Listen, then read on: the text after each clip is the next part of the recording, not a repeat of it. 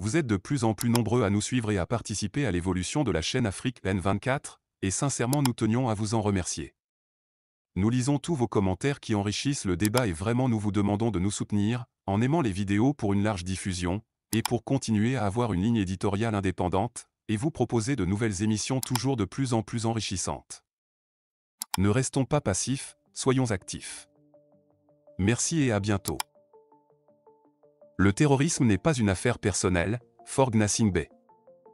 L'avenir du Togo en péril à cause des généraux avides d'argent et préoccupés par leurs intérêts pécuniaires.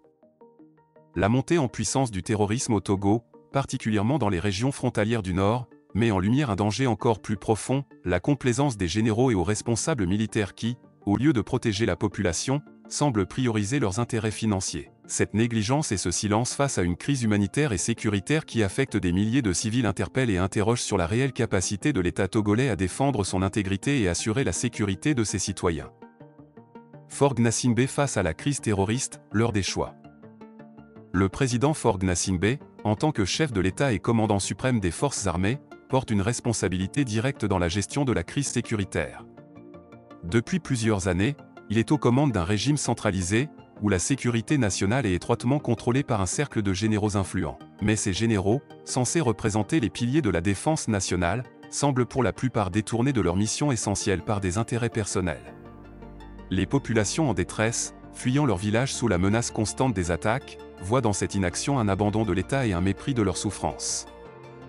Les habitants des zones touchées par le terrorisme n'ont cessé d'alerter les autorités sur les incursions de groupes armés qui attaquent leurs villages, volent leur bétail, incendient leurs maisons et enlèvent leurs proches. Mais leurs cris de détresse semblent se perdre dans les salons dorés de Lomé, où des généraux aux fortunes parfois colossales protègent davantage leurs richesses et leurs avantages que la population en danger.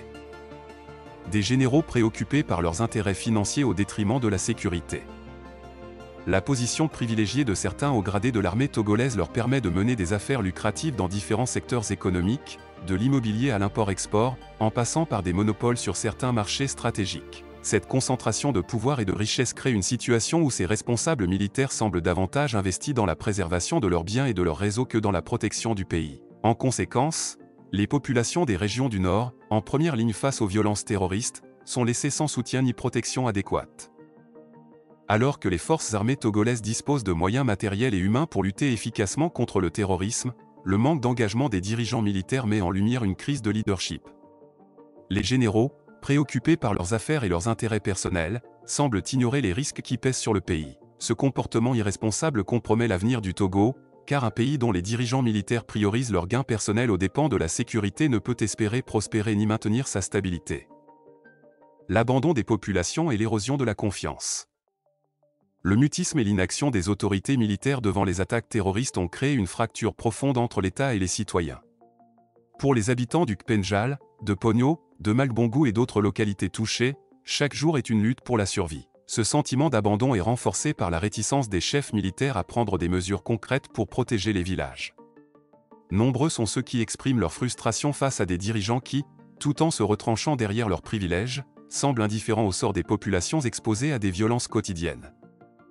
Ces régions délaissées se sentent trahies par un État qui, au lieu de défendre ses citoyens, semble servir des intérêts personnels. Ce sentiment d'abandon risque d'avoir des répercussions graves pour le Togo, car les populations privées de protection pourraient chercher d'autres formes de soutien, au risque de fragiliser davantage la cohésion nationale.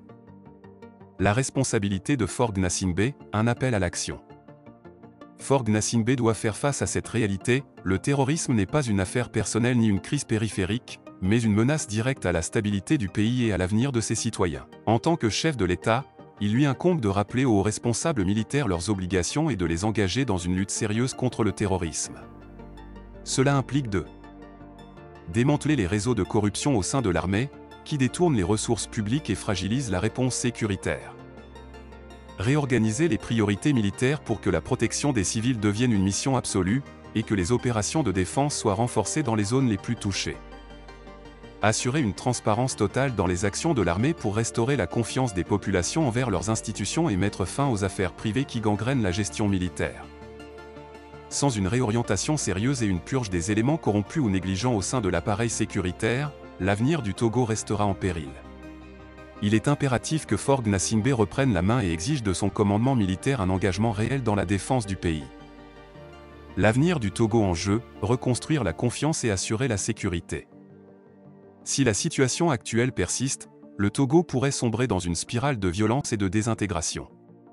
Les populations déplacées, la perte de contrôle sur certaines régions et la désillusion croissante des citoyens envers leurs dirigeants militaires annoncent un avenir sombre. Il est donc urgent de mettre fin aux pratiques d'enrichissement personnel des généraux et de concentrer les efforts de l'État sur la reconstruction de la confiance, la protection des populations et la lutte effective contre les incursions terroristes. Le président Faure Gnassingbé se doit de prendre conscience que l'avenir du Togo dépend de la capacité des dirigeants à replacer les citoyens au cœur de leurs priorités. Le terrorisme, loin d'être une affaire personnelle ou un problème temporaire, est une menace existentielle qui exige des réponses courageuses et une implication totale de l'État. Likez la vidéo si ce n'est pas déjà fait. Laissez aussi votre point de vue en commentaire. Abonnez-vous et cliquez aussi sur la petite cloche de notification pour ne rien rater de nos prochaines vidéos. N'oubliez pas de partager aussi la vidéo et de la liker.